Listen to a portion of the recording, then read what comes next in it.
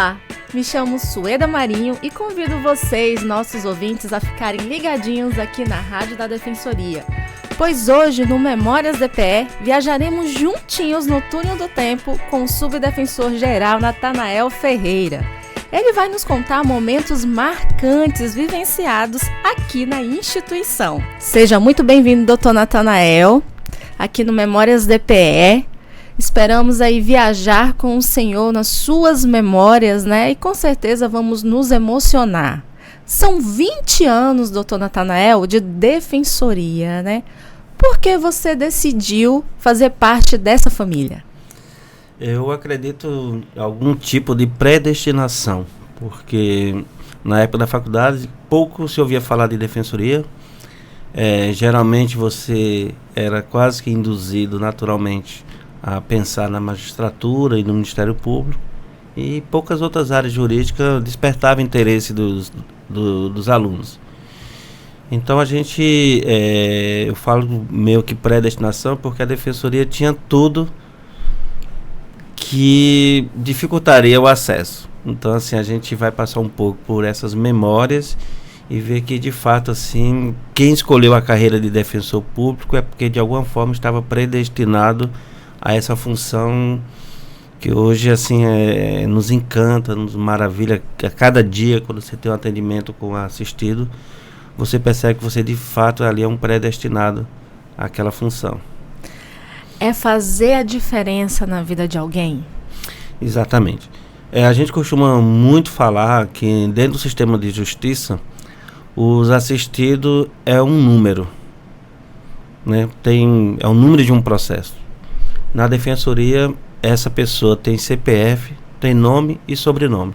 Que legal. É isso que nos atrai, né? Quando você, ali no atendimento no gabinete, alguém diz assim, olha, tem um atendimento X, é fulano de tal. Então a gente consegue identificar pelo nome, né? E conhecer a história daquela pessoa. Conhecer a história, quando você, né, bate o olho ali, lembra de tudo, né? Porque a defensoria vai ser uma jornada compartilhada com o assistido, né? Todo o drama que o assistido chega ali, em algum momento você vai compartilhar um pouco desse sofrimento, porque não tem como você se tornar distante da história daquela pessoa. Você vai viver e vai sofrer também junto, muitas das vezes, como em algumas histórias vivenciadas em algum momento por defensor. Ele compartilhou também, não só um atendimento, mas a própria história de vida da outra pessoa, né?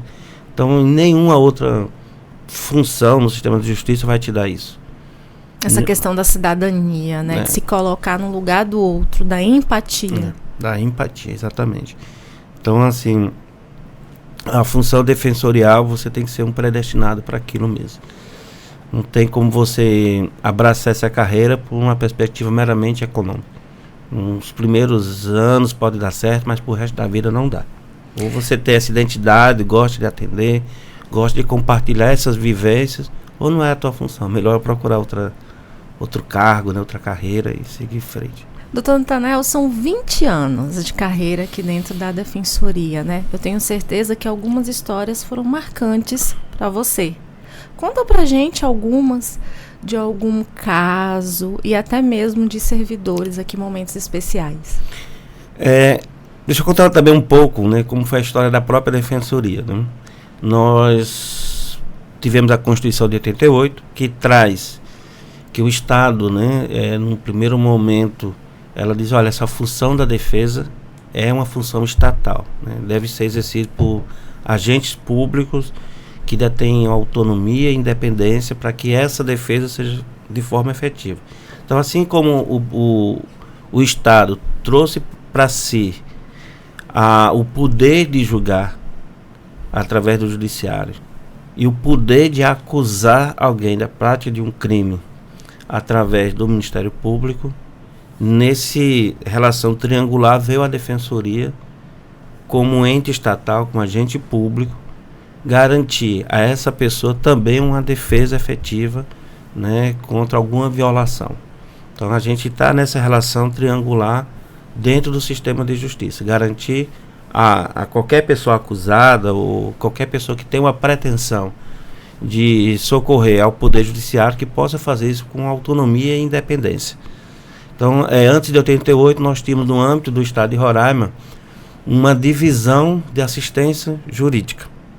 Essa divisão de assistência jurídica estava linkada com o gabinete civil. Então não existia defensoria. Antes de 88 não existia defensoria. Entendi. Então nós tínhamos esse modelo em que era um modelo ainda europeu, né? Em que esse acesso ao judiciário não era uma garantia do indivíduo, mas era uma benesse que o Estado dava. Uma assistência, né, contra advogado ali eventual, faria ali a defesa da pessoa. Então era mais um assistencialismo do que uma garantia, antes de 88.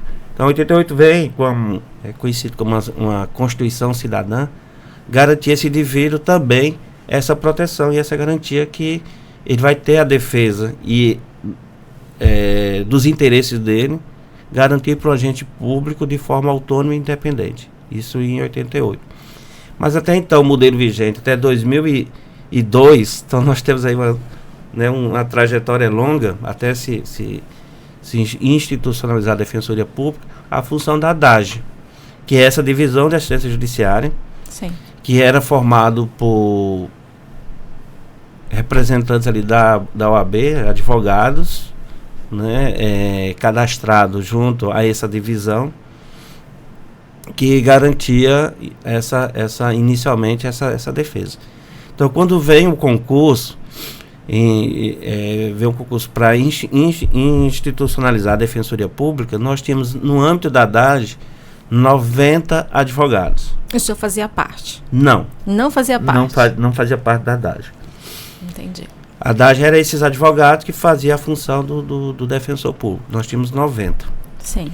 E quando há a institucionalização da Defensoria Pública, e aí tem alguns detalhes interessantes, que a remuneração era muito pouco. Nós ganhávamos algo em torno aí de, digamos, 20% do que era pago a um promotor e a um juiz. Então, muitos colegas já tinham outros vínculos de emprego, né? Ganhava muito mais do que isso. Eu sou exemplo de um desses. Quando a Defensoria inicialmente pagava R$ 2.500, eu era funcionário do Tribunal de Contas da União e lá eu já recebia uns R$ 6.500. Nossa, diferença muito grande, né? A diferença muito grande. Nós temos colegas que fizeram renúncias assim, improváveis, né? Mas que acreditavam muito no sucesso da carreira. Acreditava muito na função institucional e na necessidade de se estabelecer de forma efetiva essa instituição que estava nascendo, né? Onde cada um de nós seríamos missionários nessa função maior da Defensoria Pública. Então, aí já iniciou as renúncias, né? Muita gente teve que fazer renúncia. Alguns tiveram coragem de fazer, fizeram, e outros não fizeram e se arrependem até hoje. Mas, de qualquer forma, veio, como eu falei inicialmente, vieram compor a Defensoria os predestinados, né? Que tiveram essa capacidade de dizer, não, eu acho que a instituição vai ser uma instituição de sucesso, estamos construindo.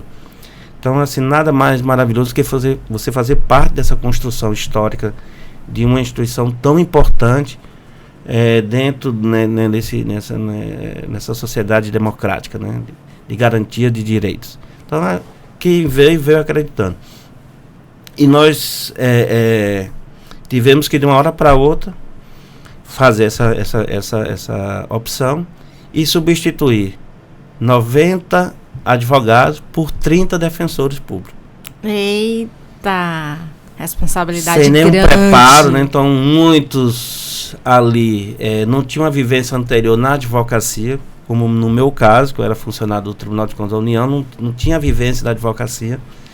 Então, assim, foi um desafio muito, muito grande, né? Várias incógnitas estavam ali se desenhando. Pô, será que eu vou dar conta? Será se é isso mesmo, né? Será se a Defensoria vai conseguir almejar, escalonar no tempo necessário? Então foram essas, nesse contexto em que a gente teve que entrar. E uma defensoria ainda que não tinha autonomia financeira e nem orçamentária. Então nós tínhamos todo a parte administrativa vinculada ainda ao executivo estadual. Então a gente não conta às vezes que faltou o básico para a gente trabalhar. Nós tínhamos um computador para cada 2, 3 defensores. Então a gente ficava aguardando o colega defensor concluir ali a atividade dele para um outro colega entrar para usar o mesmo computador. Nossa Senhora. E a gente fazia uso de pendrive, então você ia numa livraria, imprimia os documentos, porque faltava cartucho para impressora. Então, de fato, assim, foi uma construção bastante dolorosa nesse sentido, porque nós não tínhamos autonomia, ficávamos dependendo do Estado para as questões mais básicas mesmo. E nesse contexto também, a quantidade de servidores era mínimo, né? A gente era o defensor e o defensor. Então, muitas vezes contava ali no máximo com uma secretária que dividia para 2, 3 defensores públicos. Nossa Senhora, então realmente foi desafiador esse início. Foi, então assim, só muita paixão poderia vencer esses desafios, né? E o mais bonito que nenhum ficou para trás, né? Todos foram até o fim, assim, construir, quando tiveram opções muito melhor na época, né? Deixaram a defensoria, mas a grande maioria, né, veio nessa estrada até nos momentos atuais. Então essa construção inicial, ela já demonstrava ali que você tinha que, de fato, ser apaixonado pela instituição, né? Não tinha como ser diferente. Era uma missão. Era.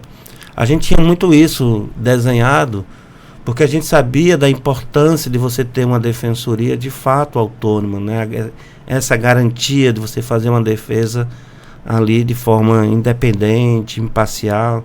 Muitas das vezes você tem que se opor ali na defesa do assistido ao próprio funcionamento da magistratura, do Ministério Público, e ali fazer com altivez, né? Demonstrar, né, separar o que é o defensor e o que é a pessoa Natanael da defesa do assistido. Então muitas vezes você tem que ser chato, tem que ser, né, insistente naquelas teses, tem que defender com altivez aquela tese e se posicionar, né, na defesa desse interesse que não é seu, né? Porque a partir do momento em que o Estado subtrai do indivíduo a autodefesa e diz assim, olha, você para ir para o judiciário você tem que ter a defesa técnica, você não pode exercer sua autodefesa, você tira do indivíduo o que ele tem de mais sagrado, que é o sentimento e o instinto de sobrevivência. Sim. Imagine você entregar a sua vida, né, digamos, no processo criminal, você entregar a sua vida para outra pessoa cuidar, porque você não pode fazer a sua defesa. O Estado tirou de você essa capacidade de você se defender, que é o instinto natural. Todo mundo em determinado momento vai exercer esse instinto de sobrevivência e ele vai querer que alguém faça isso da melhor forma possível. Com certeza. Né? Porque o Estado tirou isso de você. Se você pudesse, você estaria ali suplicando para o juiz, pedindo para o juiz, mostrando para o juiz o seu posicionamento, sua visão e tudo, mas você não pode fazer nada disso. Então é importante que o defensor entenda que essa defesa não é sua. É a defesa que foi delegada, foi otorgada, mas é do indivíduo. É ele. A gente se depara muito das vezes, pessoas ligam e perguntam, mas você defenderia fulano? Sim, é a nossa função. A gente vai defender para a gente, enquanto não houver uma sentença transitada em julgado, a pessoa vai ser tratada como inocente e vai ter a favor dela todas as ferramentas que o ordenamento jurídico, né, dispõe para essa efetiva defesa. Então a defensoria veio nessa construção, com essa altivez, construindo essa instituição e, né, a partir daí, somando crédito com a sociedade, que diz, não, aqui nós temos uma defesa efetiva. Né? E ligado diretamente aos direitos humanos. Sim. Né, doutor? O nosso defensor-geral, doutor Lênin, ele costuma falar isso, não tem como falar de direitos humanos sem falar de defensoria pública. Né? Todos os links, todos os temas ligados a isso, passa de forma direta ou indireta pela função e pela missão institucional da defensoria. Não tem como falar de direitos humanos sem falar de defensoria, não tem como falar de defensoria sem falar de direitos humanos. né? Então, essas duas coisas estão ligadas de forma umbilical, não tem como separar. Então, acho que essa nossa visão, né, que perdura até hoje, de tentar garantir essa defesa efetiva, é que construiu a defensoria que a gente tem hoje, né? Então você vê que desde o seu nascedouro nós tínhamos defensores abnegados ali naquela função, acreditando no papel e na importância da defensoria pública, na consolidação do Estado democrático de direito, que é o que a gente acredita, né? Nesse Estado em que o direito ele é soberano, o direito ele se opõe, não é o meu sentimento ideológico, não é minhas convicções religiosas, filosóficas que se impõem, é o direito que se impõe. E nós, dentro do sistema de justiça, nós somos meros operadores desse direito. A trabalhar de forma igualitária e levando justiça de forma igualitária, de fato. Exatamente. Né? Dando esse direito à população menos favorecida, né? Doutor Natanael, a gente sabe aí que o senhor tem uma história muito bonita, né, dentro da defensoria, e que o senhor aí batalhou por grandes causas, né? Recentemente nós falamos justamente sobre a questão do registro do nome para pessoas trans, né? Gostaria que o senhor contasse um pouquinho dessa história. O que motivou o senhor a comprar, né, essa defesa dessas pessoas e a luta? Esse primeiro momento do atendimento, ele é um momento muito delicado, porque você vai lidar com dramas que não são seus. Então, o primeiro ponto aí é a sensibilidade. Se colocar no lugar do outro, né? sempre. Se você não tiver essa sensibilidade, você não percebe o tamanho do dano daquela pessoa. E o grau de socorro, né? Porque, de fato, não tem como você viver a dor do outro. Você pode ser sensível à dor do outro, mas não vivê-la. Né? Viver só vive quem passa, quem sofre aquele drama e a importância. Às vezes você, quem está de fora, mas isso é tão bobo, né? Mudança do nome, que isso vai... Não é bobo, não. Então, assim, a gente, essa percepção, nós temos colegas defensores que tem alguns chavões que a gente acha interessante, que um deles diz assim que só entende quem atende, né? Então só o defensor que está na ponta, quem atende, é que vai entender de fato as coisas como elas são. Então ainda havia na jurisprudência muito vacilando sobre esse assunto, né? E vindo à tona muitos tabus, muito preconceito sobre esse tema. Então era um tema muito espinhoso, porque você ia tratar naquele momento ali sobre valores muito intrínsecos à pessoa, né? Então você, na avaliação de qualquer coisa, você nunca consegue fazer uma avaliação totalmente independente, né? Quando você vai fazer a avaliação do mundo externo, você traz nessa avaliação toda a sua concepção do mundo, seus preconceitos, suas convicções, estereótipos, está tudo ali. Tudo. Né? Você ter, assim, eu preciso separar as coisas aqui, então é um dos primeiros desafios, né? Então o tema ainda na época era um tema muito vacilante, no estado de Roraima não tinha nenhuma decisão que pudesse orientar os juízes e promotores que atuavam na área, né? Como enfrentar esse tema. E a defensoria trouxe, foi o primeiro processo judicial no estado de Roraima a tratar desse tema, veio da defensoria pública, né, que a gente trouxe para o judiciário essa situação. E havia pouca jurisprudência, por consequência também, pouca doutrina, poucos arquivos científicos para tratar desse assunto, e a defensoria, não só em Roraima, mas no Brasil inteiro, estava fomentando esse tema, porque era um tema que tinha muito tabu e obscuro, porque as próprias vítimas não entendiam, né, qual era o alcance dos seus direitos. Então era um sofrimento silencioso ali. Cada um levava, como fosse uma forma de karma, né, que acredita nisso, esse sofrimento. E aí a pessoa nos procurou, né, e falou que tinha ouvido falar em alguma coisa, que era uma pessoa que uma ativista política, civil, né? Então, já participava de associação, de apoio a essas pessoas, já tinha participado também de seminário fora do estado. E veio e disse, olha, eu ouvi alguma coisa que eu poderia mudar meu nome. E passar a perquirir, mas qual a necessidade de você mudar de nome? Por quê? E aí você começa a desvendar esse véu, né? Então olha só como era delicado isso.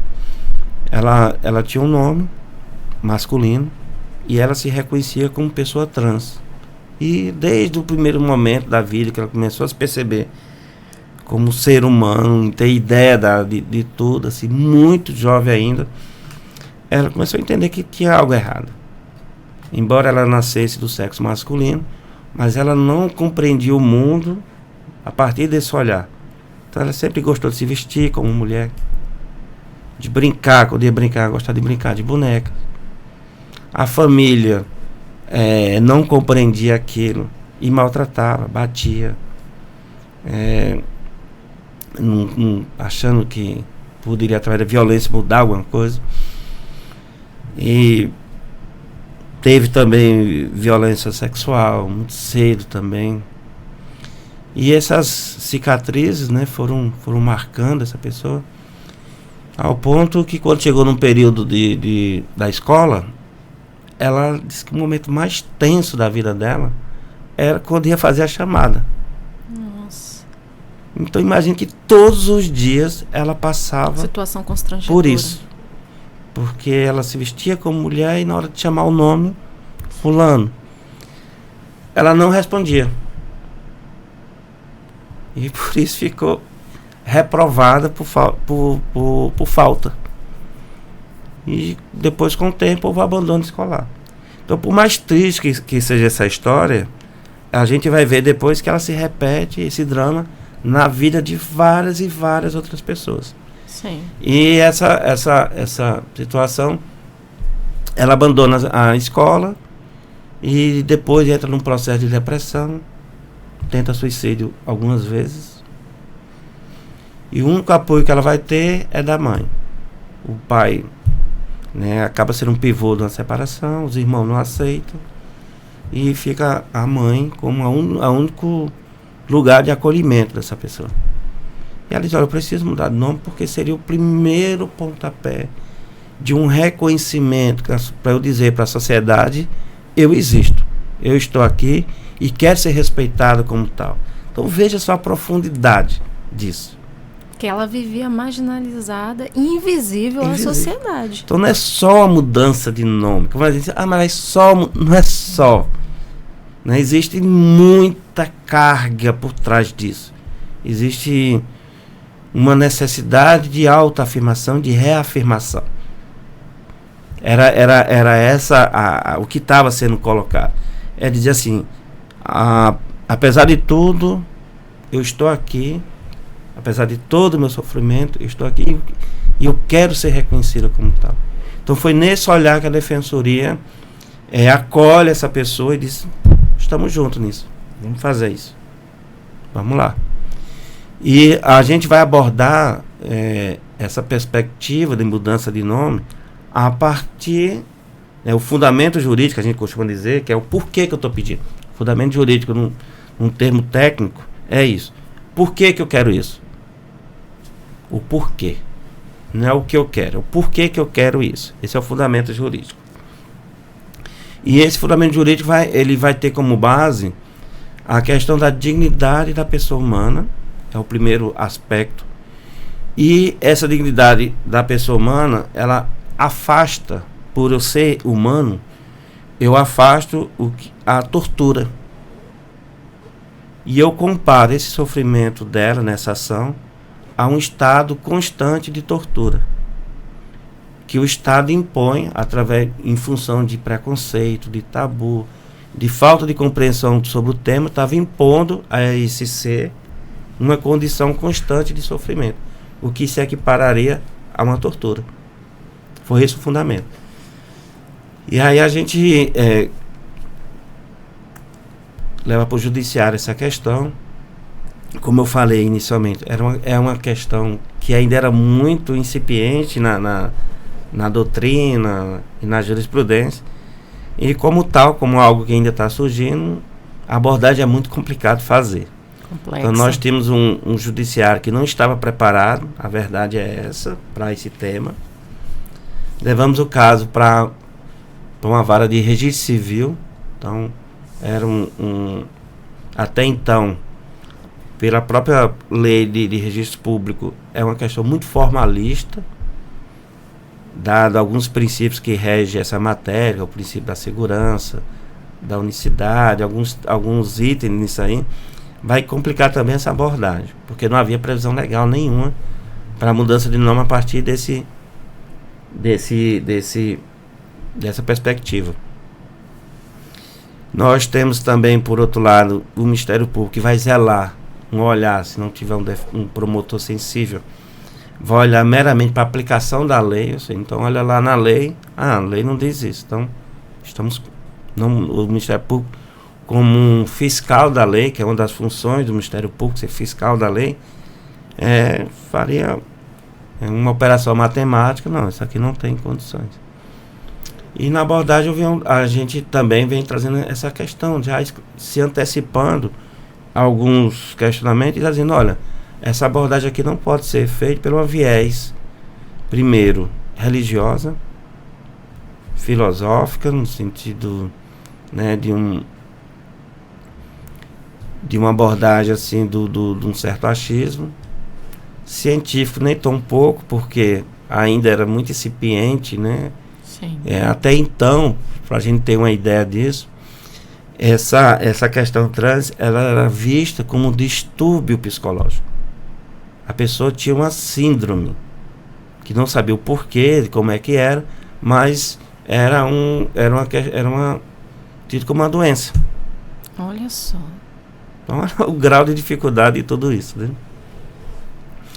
E aí a gente esclarece, né, de antemão, que essa abordagem tinha que ser mais humanista possível, né? Que embora não houvesse de fato na lei essa previsão, mas como há uma lei maior, que é a Constituição, que garante a dignidade dessa pessoa, e esse Estado de fato estava levando essa pessoa a um sofrimento ad eterno, que o Estado de Direito não poderia ser cúmplice. E fechar os olhos, né? a esse sofrimento. Essa é a realidade, né? Porque não Sim. Né? A pessoa não tem uma opção. Ela é a condição dela como humano. A condição dela é aquela. Ela não faz uma opção na vida. Diz, hoje eu quero ser trans. Né? Você nasce com essa condição. Sim. E aí nós temos o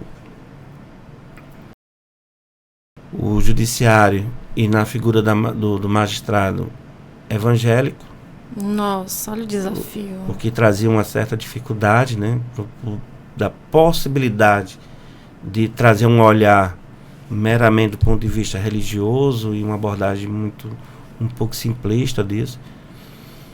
E conversamos também com o Ministério Público, que como era novidade, a gente estava trazendo esse processo, né? Esse processo tinha 2 pedidos. O primeiro era a mudança de nome. Queria ser identificado como um nome feminino. E a questão da mudança de gênero também. Porque ia ter a identidade com o nome feminino e lá masculino. Então haveria uma incongruência ali. E iria só redimir, mas não iria resolver a situação. Então nós temos 2 pedidos, a mudança de nome e a mudança de gênero. E aí a gente, o promotor, olha, realmente, processo delicado, não sei o que, vamos pensar, vamos ver como é que a gente pode resolver isso aí. Mas a mudança de gênero, eu já vou dizer que eu não concordo. Eu digo, então já disse que pelo menos a mudança de nome concorda, né? Já é alguma coisa, estamos caminhando. Mas temos que ver, porque não é isso. Então a gente foi para essa audiência assim, bastante tenso, porque não sabia qual seria o direcionamento daquilo ali. E aí eu pedi que ela fosse ouvida, né? Isso que eu ia perguntar, ela foi ouvida. Ela fosse ouvida, mas antes gostaria que eu ouvisse a mãe dela, E já era uma senhora que tinha ali mais de 70 anos. E o depoimento da mãe foi emocionante. Mãe, o acolhimento daquela senhora ali, com todo o sofrimento, né? Nunca largou a mão da filha. Assim, olha, eu tô aqui, eu sou teu primeiro porto seguro, pode vir. É porque mãe vive, né? E aí ela faz um depoimento emocionante mesmo, muito emocionante. Fica todo mundo muito sensível ali, choro e tudo. E vai contando a história dela, né? Como ela foi percebendo isso, que ela não era... o comportamento dela ali não coincidia com o comportamento de um menino e tudo. A mãe é a primeira que percebe, na verdade, né? Uhum. Aí... Ela percebe, mas ela não chega, né? A gente compreende o contexto e tudo. Ela não chega a falar para a filha que ela sabia que a condição dela era de uma mulher. E esse sofrimento se prolonga, né? Mas ela disse que depois que ela veio e falou, isso já na adolescência, imagina quanto tempo levou, né? A pessoa no isolamento ali sozinha, sofrendo aquilo tudo. E aí a mãe diz que chega, né? Ela chega e fala para a mãe. Aí a mãe abraça e tudo, e acolhe tudo. E depois fomos para o depoimento da requerente, da pessoa. Aí pronto, aí foi mais difícil ainda assim segurar as emoções, porque uma coisa a gente ouvir falar, né? Outra coisa é a pessoa chegar ali e testemunhar o quão foi sofrida a sua história. E aí coloca que tinha essas dificuldades, assim, desde sempre na vida dela, de ter um nome masculino. Ela disse, não tinha nenhuma identidade com aquilo. A visão de mundo dela, a percepção de mundo dela era de uma mulher. Então ela disse que toda vez que tinha que expor o nome dela, ela tinha um sofrimento. Ela nos conta, por exemplo, quando tocava o telefone, imagina só, né? Do dia a dia, tocar o telefone, ela ficava em pânico. Quando ela tinha que resolver alguma coisa também por telefone, quando ela tinha que fazer uma consulta médica, em que alguém chegava, fulano de tal, e ela... Todo mundo acaba olhando e julgando. Né? E fazendo... Aí ela disse, olha, eu vivo hoje em sociedade como se fosse uma outra espécie de ser humano. Um ser humano de segunda, terceira categoria. Né? Aí foi emocionante demais. O juiz chora, o promotor chora, o defensor já estava chorando. Já estava nas últimas e tudo. E aí a gente foi muito maravilhoso assim, né? Porque a gente conseguiu sensibilizar o juiz e o promotor. E aí o juiz disse, não vai esperar nada não, a gente já vai dar a decisão agora mesmo. Vamos mais esperar isso. Então na própria audiência ali o juiz já dá a sentença, reconhecendo o nome dela. E ainda assim, a gente passou uma dificuldade pela questão do gênero, né? Permaneceu, porque havia um entendimento na época em que para mudança de gênero a pessoa tem que fazer uma cirurgia. E ela disse que não queria fazer, ela queria ser reconhecida como ela é, do jeito que ela é. Então, ela não queria fazer uma cirurgia. Ela disse, eu não vou fazer a cirurgia, eu não quero fazer a cirurgia. Eu não tenho nenhuma dificuldade de conviver com, né, esses órgãos. Né? E aí, na época foi indeferido o pedido da mudança de gênero, porque implicaria na questão de fazer a cirurgia. E não foi, ela achava que ali era um primeiro passo, mas depois daria o segundo passo. E aí a gente consegue ali na própria audiência que o juiz reconheça aquela condição e mude o nome dela. Então para ela foi uma vitória, a gente se abraçou e tudo. A mãe também. Foi uma história assim que ainda hoje eu me emociono muito em falar sobre isso. E foi, assim, são essas histórias que você diz assim, eu estou no meu lugar. Aqui é o lugar que fui predestinado para estar aqui, maravilhoso, acho que muito realizado com a função que eu exerço até hoje. Alguns colegas ficam assim, eu não penso em me aposentar nem tão cedo. Quero poder prolongar isso quanto mais tempo na minha vida, melhor. Mas é porque histórias como essa incentivam outras pessoas que estão sofrendo, que estão passando por situações como a dela, a criar coragem e a buscar, né, esse direito. É exatamente isso que você falou, né? Quando você dá visibilidade, que você diz assim, né, vai no judiciário, reconhece aquela condição, você acaba encorajando outras pessoas e, poxa, porque quando você vive um drama, você pensa que aquele drama é só seu, que só você está naquela condição às vezes. E quando você, né, dá essa visibilidade, você acaba encorajando e evitando que pessoas tenham que passar por tudo isso que ela passou, né? A um ponto de querer acabar com a própria vida, né? Tentou suicídio várias vezes. Então, assim, essa pessoa foi muito corajosa, porque também ela serviu de referência, né, a partir daí. Tanto Sim. É que logo em seguida houve uma certa publicidade, né? E uma publicidade de certa forma provocada, porque a gente sabia que tinha e tem outras pessoas vivendo isso, né? Vivendo exatamente esse drama, esse isolamento familiar, a família que não entende a condição da pessoa, né? Que imagina só, a sua casa deve ser o primeiro lugar de acolhimento, de segurança, de tranquilidade, de paz, de reconhecimento. E é exatamente nesse primeiro lugar onde começa a violência. Em que você se sente excluída. Em que você se sente excluído, você não é igual aos outros, você não é tratado igual aos outros, né? Então, assim, o sofrimento começa muito cedo dessas pessoas. Por isso que eu tenho, assim, uma admiração enorme, sabe? Pela coragem dessas pessoas. De vir se expor, dizer, eu estou aqui, eu quero... né? Porque, assim, a gente tem uma tendência, a sociedade tem uma tendência enorme em colocar debaixo dos panos, né, jogar debaixo do tapete, aquilo que ela tem dificuldade em compreender e acolher. E quando você dá essa visibilidade, você diz, não, né, eu estou aqui, eu quero ser reconhecido como tal. Então, e hoje, essa ação de reconhecimento do nome é nacional, né, doutor Nathanael? Todas as defensorias fazem e garantem. Exatamente, né? A gente, a Defensoria Pública, ela foi pioneira nesse processo. Então, nós temos a Defensoria do Rio de Janeiro, as primeiras referências, doutrina e jurisprudência sobre esse tema é o Rio de Janeiro. E lá eles fizeram um estudo muito profundo mesmo. Então, levaram esse tema para as faculdades, né? E aí começou a ser gerado muitos artigos científicos falando sobre essa condição, que não era um transtorno, que não era uma doença. A pessoa nasce com essa condição, né? Não é uma opção que a pessoa faz, não é um desvio de personalidade, não há nada de errado com essa pessoa. Então, o Rio de Janeiro traz a fundo, né, remexe todo esse tema, como diz lá no Ceará, começa a bulir com isso, né, a fomentar, a discutir esse tema. Então, esse tema chega nas universidades.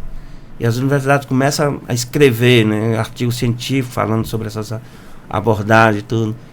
Então, há um espalhamento também para um entendimento multidisciplinar sobre isso. Então, a Defensoria ela é pioneira nesse processo, e através dessa gama de novos entendimentos, de nova visão sobre isso, essa atuação vai forçando o judiciário a se dedicar mais ao tema, estudar o tema de forma mais aprofundada. E o CNJ, e aí a importância do CNJ nesse tema, que o CNJ ela vai acolher a tese na sua integralidade trazida pela Defensoria Pública, que é de quê? Imagina só, nos primórdios, digamos assim, desse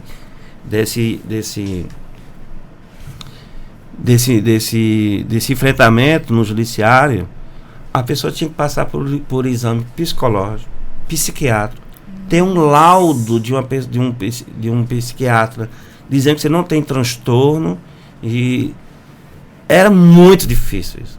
Para você ter uma ideia, o quanto a abordagem era tão delicada, mas era feita de forma tão grosseira, em que na mudança de nome da pessoa, o judiciário local daqui do Tribunal de Justiça requeria que houvesse uma inspeção médica, ver as intimidades da pessoa, tocar, Em busca de que verdade? Que constrangimento. Gerava um constrangimento tão desnecessário. Porque a gente está falando ali de uma ordem psicológica, não é uma questão física. Então, tinha esse exame, feito por um médico legista. Meu Deus do céu. Em busca do que até hoje eu me questiono. A gente se pergunta, em busca de quê, né? Não é verdade. Não, mas queremos, não tem nada, então vamos criar aqui alguma coisa. Era pedido isso. Meu Deus do Era céu. pedido também certidões do Brasil inteiro, que a pessoa não devia, não era devedor, mas por que isso também? Porque se eu estou falando dessa condição humana, independente se a pessoa deve ou não deve... Não, a condição dela. Então, ser humano. nós tínhamos essa busca. Não tinha que ter certidões, dizer que a pessoa não estava devendo em lugar nenhum. Não entendia aqui. Certidões criminais. Porque hoje, assim, nós somos identificados por número. Sim. É o teu CPF, não importa o nome que tu tenha. Quando você faz a mudança de nome, por se reconhecer como pessoa trans, o teu CPF continua o mesmo. Você não muda o CPF, não muda a identidade. Você só muda o nome para poder se adequar à tua condição. Então, olha só como era feita a abordagem. Então, o Conselho Nacional de Justiça, ela vem com um provimento dizendo que não, que basta a autodeclaração. Então, basta eu me identificar como essa pessoa trans, ir ao cartório, não preciso mais do judiciário para esse tema, ir ao cartório e se declarar que se reconhece como tal. Pronto. Não há nenhum laudo médico, nem consulta a lugar nenhum, tá? Porque é a tua condição como ser humano. Você não pediu para vir assim. Que coisa boa, assim. Que evoluiu, né? E assim... E simplificou-se aí também todo esse processo doloroso. Dentro da cosmologia, digamos assim, do judiciário, foi um tempo até breve, né? Foi uma discussão que perdurou aí, não foi 10 anos de discussão sobre isso, assim, conseguiu maturar isso de forma muito rápida. Hoje a gente consegue essa travessia, né, que antes era tão dolorosa, de forma menos difícil, digamos assim. E menos burocrática. Também, exatamente. Né? Que é o que é melhor. Porque nesse caso, a burocracia em si já era um sofrimento, né? Porque exatamente. Imagine você ir para o Instituto Médico Legal para fazer um exame, depois sair consultando aí teu CPF no Brasil inteiro para saber se tu era devedor, se estava querendo era fugir de uma dívida, como se isso fosse possível, porque quando vai continuar com o CPF, não... Então a gente conseguiu superar essas questões numa certa velocidade razoável. Que bom. Doutor Natanael, é claro que a gente tem essas histórias, né, que marcam aí também a atuação da Defensoria. Mas eu gostaria que o senhor contasse um pouquinho, o senhor falou da dificuldade que era na época, né? Aí 30 defensores e revezava os computadores. Isso aqui na capital, como é que era para atender o interior? Pois é, né? Se aqui na capital a gente já precisava desses defensores valentes, né? No interior a coisa era mais complicada ainda, né? Porque nós não tínhamos sede própria, então tínhamos que trabalhar às vezes dentro do próprio Poder Judiciário. Então é como se a Defensoria não existisse, fosse uma extensão de um serviço do Judiciário. Então a dificuldade era bem maior, né? E assim, todos os defensores vai ter história que em algum momento, em algum instante ali, teve que, do seu próprio bolso, né, teve que tirar dinheiro para poder ir trabalhar, né, porque não tinha cartucho, papel ofício, né, resma de papel. Quantas vezes você tinha que levar resma de papel para poder trabalhar? Computador, né, era a condição de computadores já bastante sucateados, né, então computador sem condição nenhuma. Então foi um momento assim de muita diversidade, mas também de muita aprovação, né? Então a gente entendia. Eu acho que isso é interessante, porque todos os defensores tinham essa certeza. Isso foi muito, muito bom, sabe? Porque você sentia em cada defensor essa certeza que a gente ia conseguir construir uma defensoria muito sólida, E isso fez com que a gente, diante da dificuldade, não esmorecesse, né? Então, esse desafio a gente via muito como um momento de superar, e superamos todos. Como foi dito, né? A gente sai ali do atendimento de mais de 90 advogados para 30 alguns, né? Recém deixado da faculdade, que foi o meu caso também, né? Não tive uma experiência como doutor Leno, doutor Deno, doutor José João, doutor Avelino, já tinham, né? Doutora Terezinha Muniz. Então, esses colegas todos já tinham alguma experiência. Outros recém-chegados mesmo. Eu, o doutor Francilino, tanto outros também, recém-saídos da faculdade. Mas eu acho que essa mistura toda aí acabou gerando esse caldo, sabe? De, assim, pessoas mais experientes, recém-chegadas, mas com muita energia, com muito vigor, com muita vontade de querer acontecer. Essa troca de conhecimento, né? Acho que acabou favorecendo, né? Esse ambiente, assim, de resistência, de resiliência. Não, vamos ficar aqui junto até... a gente teve um enfrentamento também, assim, muito bacana, que eu acho que é um momento que consolida muito a instituição, na questão dos concursos públicos, né? Então a Defensoria também, nesse momento, acaba sendo referência na questão dos concursos. E aí, assim, a gente tinha... O concurso é interessante porque todos os defensores tinham passado por um concurso. Então, sabe, de antemão, que também é uma travessia muito dolorosa você estudar para um concurso, porque você tem que ter uma disciplina e a capacidade de abrir mão de muitos momentos ali com sua família, com seus amigos, para se dedicar a um projeto, que é o concurso, né? Nesse sonho da estabilidade, da segurança financeira e tudo. E aí, quando a gente se depara com a questão do concurso público, que é o concurso que vai institucionalizar o estado de Roraima, um concurso muito grande, que choveu de uma hora para outra, uma demanda colossal pelo serviço da Defensoria, aí a coisa pegou. Sem condições. Aí só ficam os fortes. Sem condições. E a gente não poderia dizer para o assistido, olha, traga uma resma de papel, porque a gente, né? Não tem o dinheiro da Xerox, não tem como fazer, né, que naquele tempo, aquele momento lá, o processo era físico, né? Então você tinha no papel. Tudo no papel, então juntar as identidades. O nosso atendimento era feito em ficha de atendimento, era um papel. Manual mesmo. Quando perdi uma ficha de atendimento, meu Deus, era um Deus nos acuda em relação a isso aí. Então, o concurso do Estado de Roraima, de 2004, foi assim um verdadeiro desafio para a Defensoria Pública. Foi assim um momento assim, ou a gente se firma agora, ou não vamos ter outro momento. Foi um divisor de águas. Foi um divisor de água, por quê? Porque vai trazer, né, uma garantia de uma das coisas que, quando a gente chega na data, no momento adulto, que é mais importante, que é ter um emprego. É aquilo ali, a partir dali, da questão do emprego, que você vai poder definir as coisas na tua vida, né? Constituir família, ter projetos mais a longo prazo, tentar comprar tua casa, ter teu carro, ter essa estabilidade financeira. Então, assim, a gente sabia da importância disso. Então, foi muito desafiador, mas muito desafiador, porque à época, quem fez o concurso foi a Fundação de Brasília, a UNB. CESP. Né? Tem a UNB, que era a faculdade, e CESP. O CESP era o órgão da UNB que fazia os concursos. Como até hoje é um dos maiores. Meu Deus, prova do CESP. Quem é concursando aqui está sabendo do que eu estou falando. E aí e o concurso em várias áreas, na Polícia Civil, na administração.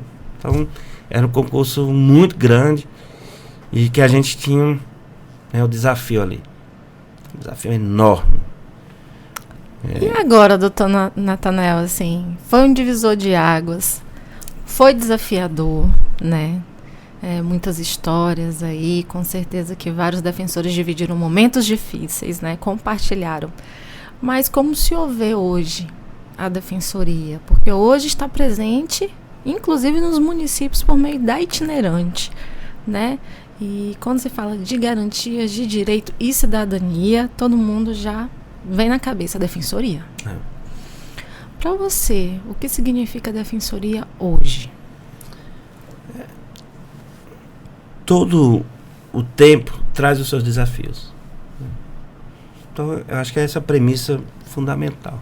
Você nunca pode descansar. Cada tempo vai ter o seu desafio daquele tempo. Nós, quando entramos há 20 anos atrás, nós tínhamos o desafio daquele tempo.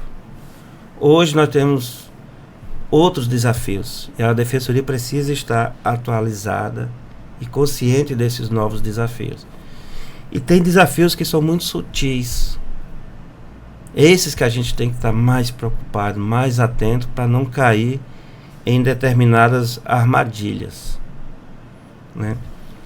E eu acho que um dos pontos mais fundamentais em relação a essa atuação da defensoria é o não distanciamento do povo, da sociedade, que é quem nos paga, que é quem nos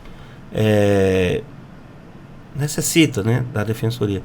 Então, evitar esse distanciamento, eu acho que é um desafio, né, muito grande.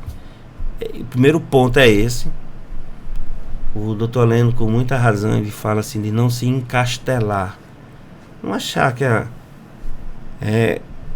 o fato hoje a remuneração da defensoria é uma remuneração bastante encantadora, né? Nos coloca no mesmo patamar ali do judiciário e do Ministério Público. Você vai analisar a sociedade brasileira, nós estamos ali entre 1% da elite da sociedade brasileira. Esse é um dado objetivo. Eu querendo ou não, eu tenho concepção do mundo X ou Y, não importa. O fato objetivo é, nós somos parte de uma elite da sociedade brasileira. Só que essa elite, que somos nós, defensores, tem que estar linkado ao outro submundo, digamos assim, que é daquela sociedade mais excluída, né, mais marginalizada, criminalizada. Então, veja como esse liame ele é delicado. No mesmo momento em que eu faço parte do elite, eu estou umbilicalmente ligado ao contraponto disso. Então, se você de fato não tem esse cuidado, você acaba se encastelando, dizendo assim, mas por que eu tenho que atender esse povo? Por que eu tenho que ouvir essas histórias tantas vezes repetidas? Será que eu não posso terceirizar isso, outra pessoa fazer isso? Eu estudei tanto, tem tantas doutrinas, tantos conhecimentos e tal, estou perdendo tempo com esse tipo de atendimento. Será que... Então, assim, essa sensibilidade que a gente não pode perder de vista. E o desafio está exatamente nisso. A gente entender que a gente faz parte de um serviço que está para servir. E servir exatamente essa sociedade mais excluída, mais marginalizada, mais criminalizada, né? Que é o detento, que é o imigrante, é o sem teto. Então é esse nosso público. E manter, né, você ter essa sensibilidade, e manter essa sensibilidade, dizer, não, eu faço parte dessa elite econômica, mas esse é o meu público, é com essas pessoas que eu me identifico, essas pessoas que precisam de mim e da minha ajuda.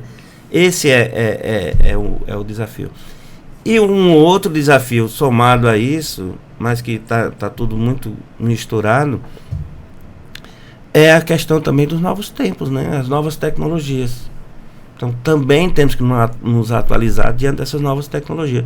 Hoje, eu gosto muito dessa parte de informática.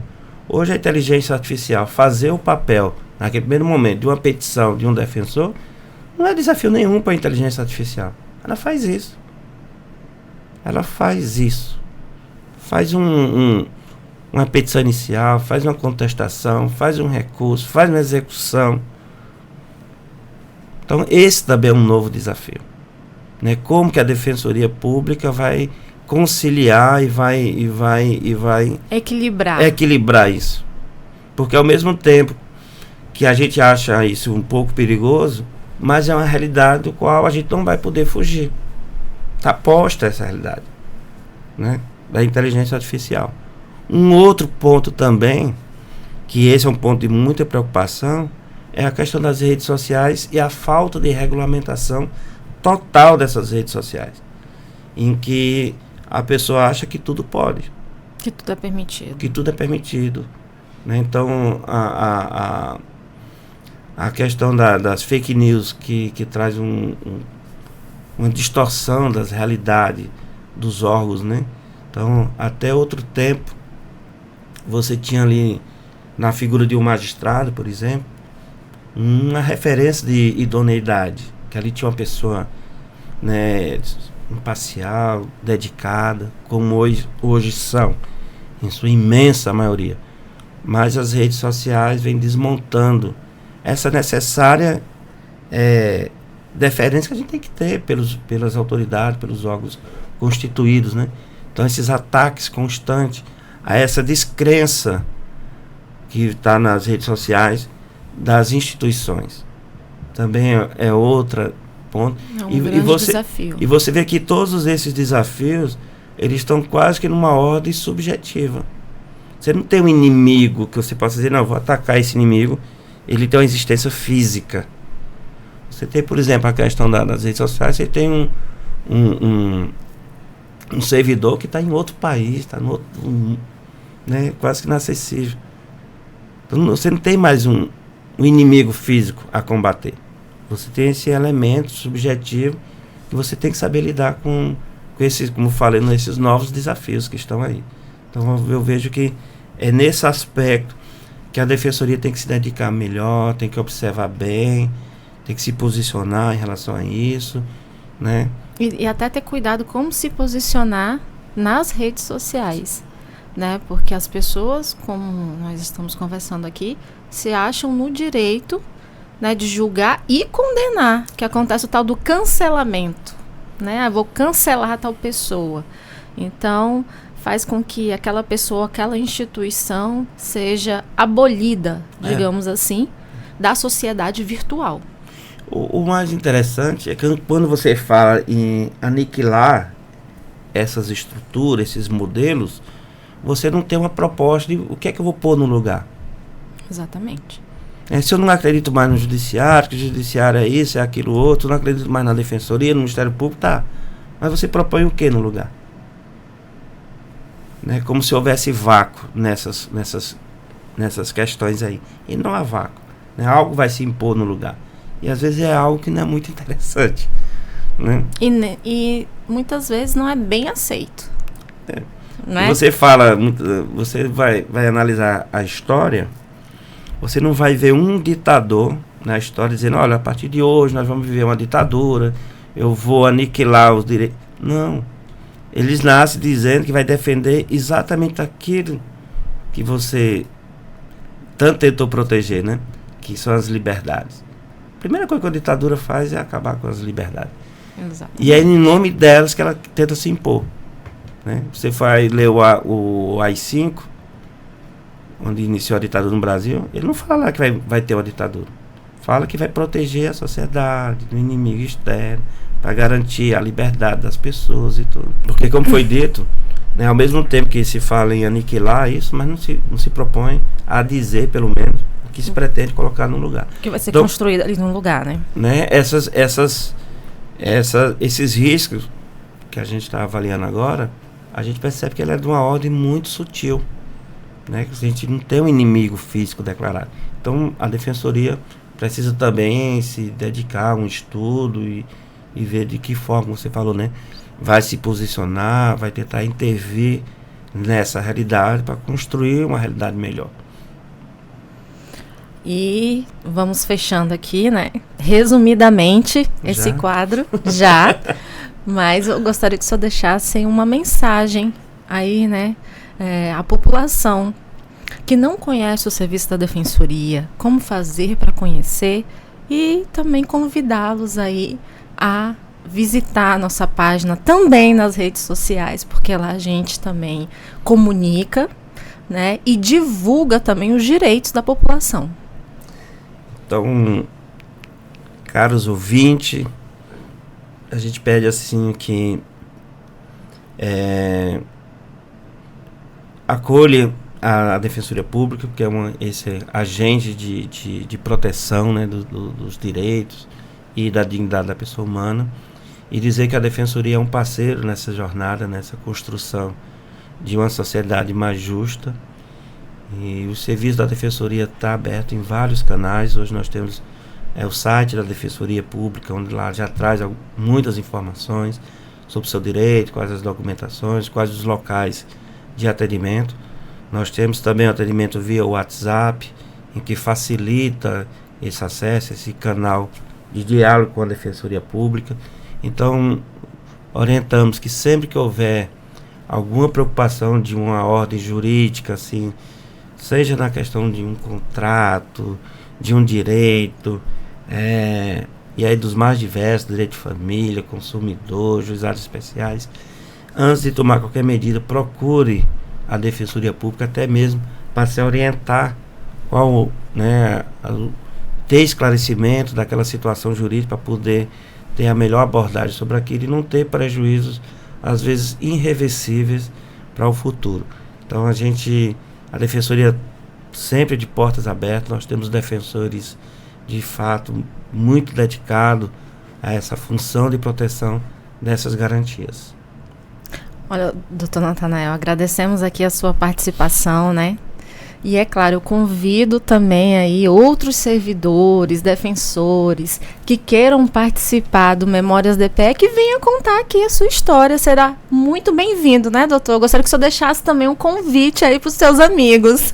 Eu quero dizer que aqui nós somos também muito bem acolhidos, né? Um diálogo que a gente fala dessas experiências, que é muito importante, também para essa construção dessa identidade da Defensoria.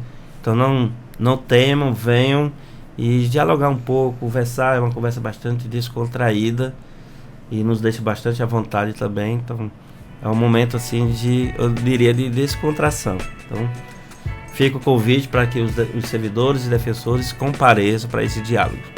Muito obrigada. Obrigada a você, nosso ouvinte, e fique ligadinho que na próxima semana teremos mais histórias para a gente contar e relembrar aqui da Defensoria Pública de Roraima. Tchau, tchau!